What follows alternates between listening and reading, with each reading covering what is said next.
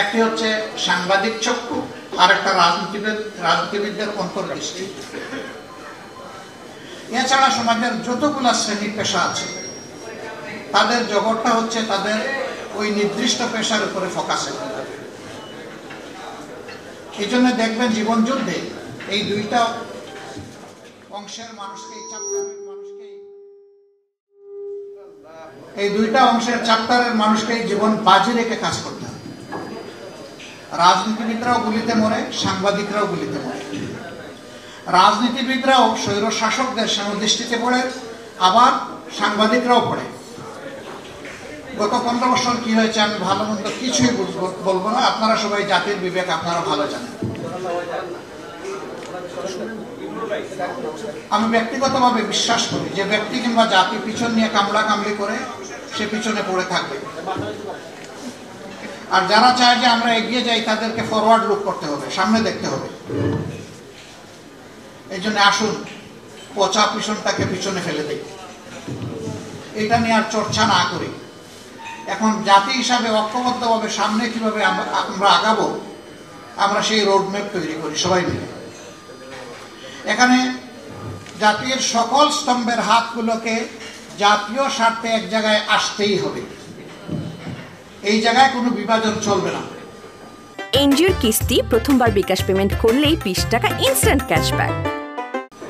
একটা জাতি যখন ঐক্যবদ্ধ থাকে গোটা বিশ্ব তাদেরকে সম্মান করতে বাধ্য হয়, আর জাতিটা যখন বিভক্ত হয়ে পড়ে তখন তাদের মাথার উপর সবাই মাতব্বরি করে,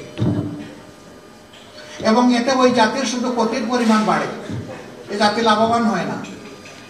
আজকে বড় প্রয়োজন আমাদের পক্ষে। আমরা অতীতে যদি বিভক্ত হয়েই থাকি দল ধর্মের ভিত্তিতে, ট্রাইবস এবং বিভিন্ন কাস্টের ভিত্তিতে, আমি বলবো যে এগুলো আমরা ভুলে যাই। আমরা বলতে চাচ্ছি আমাদের এই প্রিয় দেশে যারাই জন্মগ্রহণ করবে তিনি যে ধর্মেরই হন, যে দলই সমর্থন করুন কিংবা নির্দলীয় হন, তিনি এর দেশের একজন গর্বিত মর্যাদাবান নাগরিক, এবং সকল নাগরিককে তার অধিকার সংবিধান এবং রাষ্ট্র যা দিয়েছে করুণা হিসেবে নয়, তার অধিকার হিসেবে তাকে দিতে হবে। এই অধিকার প্রাপ্তির জন্য যুদ্ধ হচ্ছে রাজনীতিবিদরা, যুদ্ধ হচ্ছে কলম যুদ্ধ এবং বাক যুদ্ধরা। এই আপনারা আর আমরা মিলেই কিন্তু সমাজটাকে আমরা রাইট ডিরেকশনে নিব, এটা আমাদের দায়িত্ব। অনেকে অতীতে বিভিন্ন আন্দোলনের ব্যর্থতায় বলতো জনগণ নামে না কেন, জনগণ নামবে কেন? আমি কতটা নেমেছি তার উপর নির্ভর করবে আমার জনগণ কতটা নামবে। আগে তো দায়িত্ব আমাকে নিতে হবে।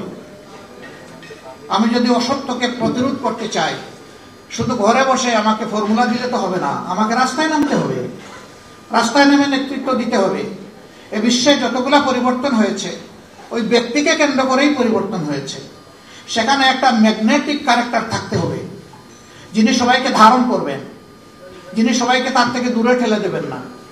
সেই ম্যাগনেটিক ক্যারেক্টার আল্লাহ যাদের মাঝে দিয়েছেন তাদের দ্বারাই সমাজের পরিবর্তন হয়।